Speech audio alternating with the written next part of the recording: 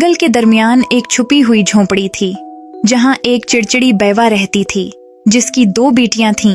बड़ी बेटी फैनी बदमिजाज और मगरूर थी, और चूंकि वो अपनी माँ की तरह थी, इसलिए वही माँ की लाडली थी। रोज, जो सबसे छोटी बेटी थी, अपने मरहूम वालिद की तरह मेहरबान और खूबसूरत थी, और इसी वजह से उसे अपनी माँ की तरफ से बेहद जुल्म और सितम का सामना करना पड़ता था।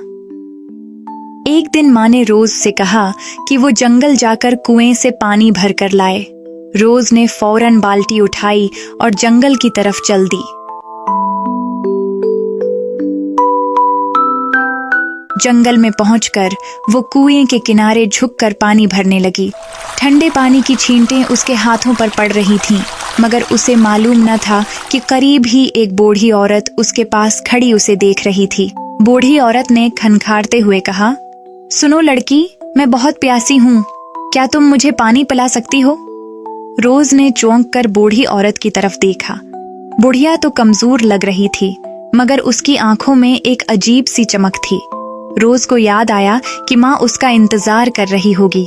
अगर देर हुई तो वो नाराज हो जाएगी, लेकिन दिल ने गवारा न किया कि प्यासी औरत को यूं छोड़ दे।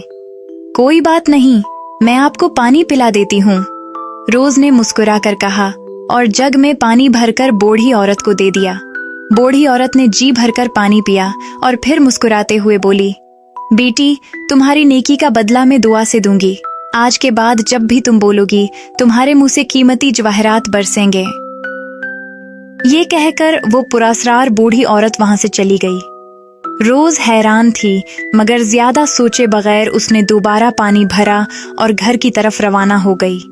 जैसे ही वो घर पहुंची, उसे काफी देर हो चुकी थी। माँ गुस्से से बोली, इतनी देर क्यों लगा दी? मैं कब से तुम्हारा इंतजार कर रही थी।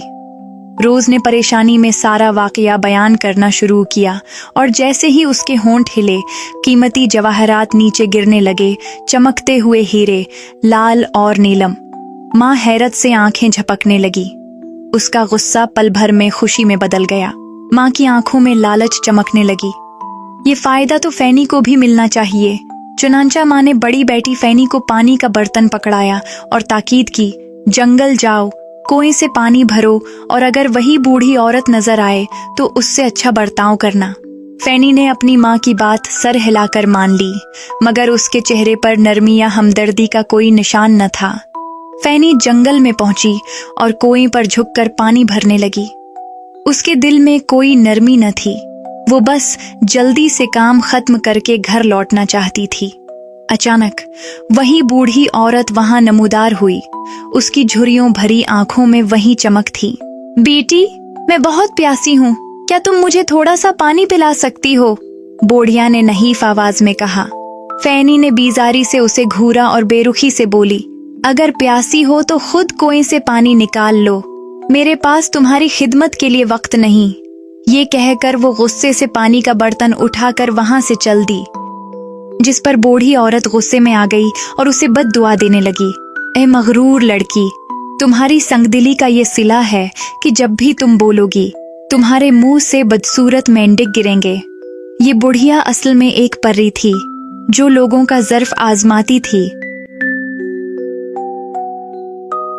जैसे ही फैनी घर पहुंची, माँ बेचैनी से उसका इंतजार कर रही थी।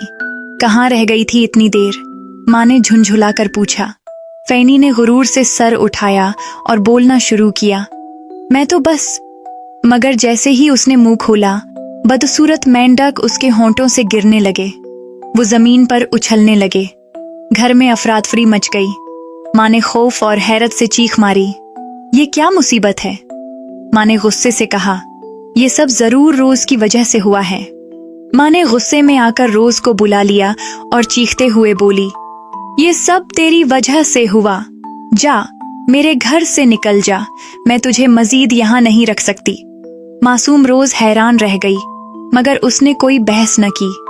आंखों में आंसू लिए वो घर से निकलकर जंगल की तरफ चल दी। वो तन्हा जंगल में भटकती रही। उसके दिल में खौफ और गम था।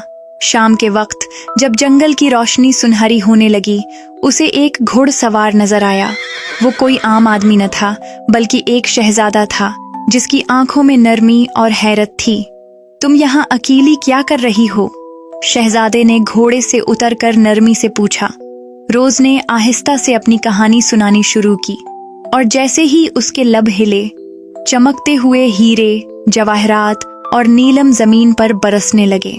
शहजादा हैरत से देखता रह गया। ऐसी खूबसूरत और नायाब लड़की, जो बोले तो जवाहरात बरसें। शहजादा उस पर दिलो जान से फिदा हो गया। मेरे साथ महल चलो, शहजादे ने मोहब्बत भरी आवाज में कहा। तुम जैसी नेक दिल लड़की को मैं खूना नहीं चाहता।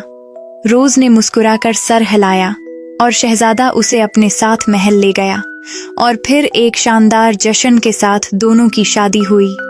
इसके बाद रोज और शहजादा हंसी खुशी अपनी नई जिंदगी गुजारने लगे।